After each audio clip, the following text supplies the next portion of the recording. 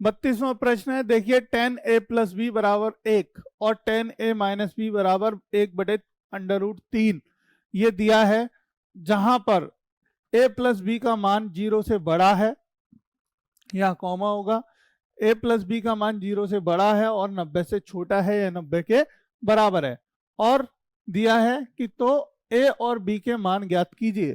तो a और b का मान हमें यहाँ पे निकालना है। अब देखो कैसे निकालेंगे, इस टाइप का हम एक क्वेश्चन ऑलरेडी कर चुके हैं, लेकिन फिर से एक क्वेश्चन आया है, तो देखिए आपका रिवीजन हो जाएगा और सॉल्यूशन देखो बहुत इजी था, हमने पहले भी किया था।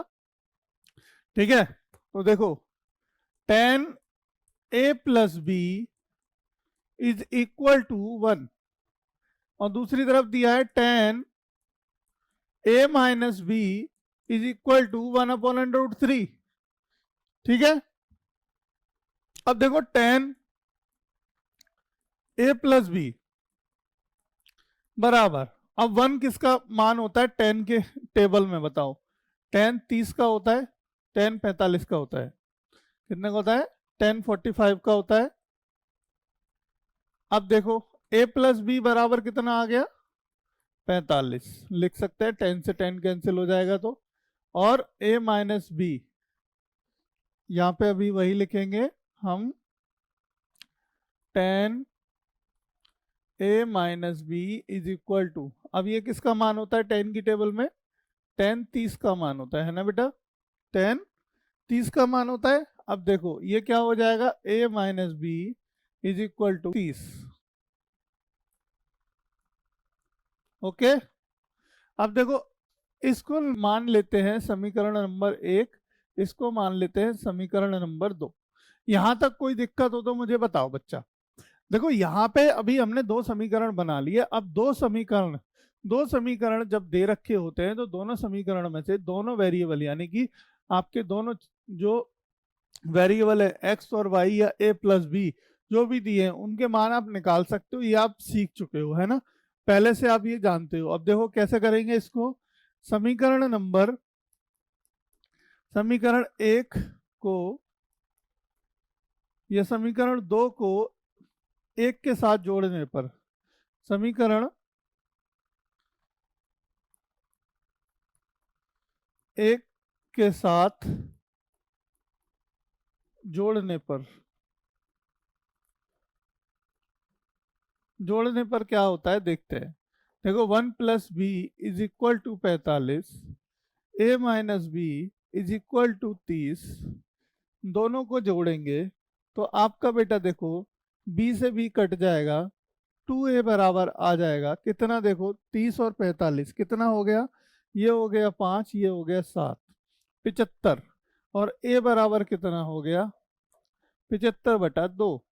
अब इसको आप लिख सकते हैं क्या, अगर सही के रूप में लिखें, सही के मतलब जिस तरीके से हमें दिया था क्वेश्चन में उस तरीके से अगर आप लिख लें यहाँ पे, तो इसको देखो क्या लिखा जा सकता है, इसको लिखा जा सकता है कितना 37 सही 1/2, ये लिख सकते हैं हम, है ना, मतलब 37 1/2 ऐसे लिख सकते हैं, है ना।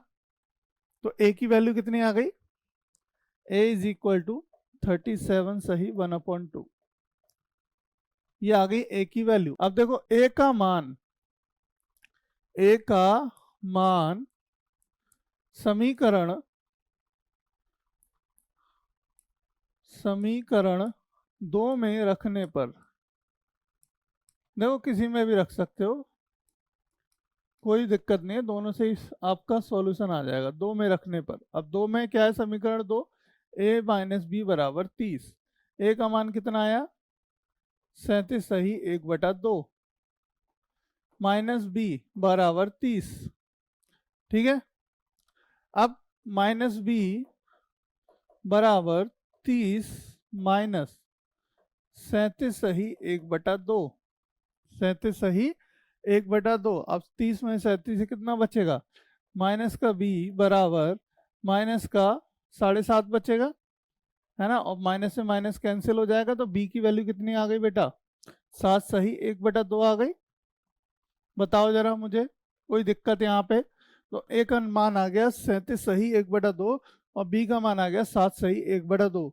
अब दोनों को अगर आप जोड़ लो तब भी ये आपका 90 से छोटा बैठेगा, बिल्कुल बैठ रहा है, और 0 से बड़ा भी है, बिल्कुल बड़ा है। तो इसी तरीके से आप ए और बी का मान निकाल के दे दोगे अगर आपको दो इक्वेशन दी है। दोनों इक्वेशन हमने बना ली इनसे।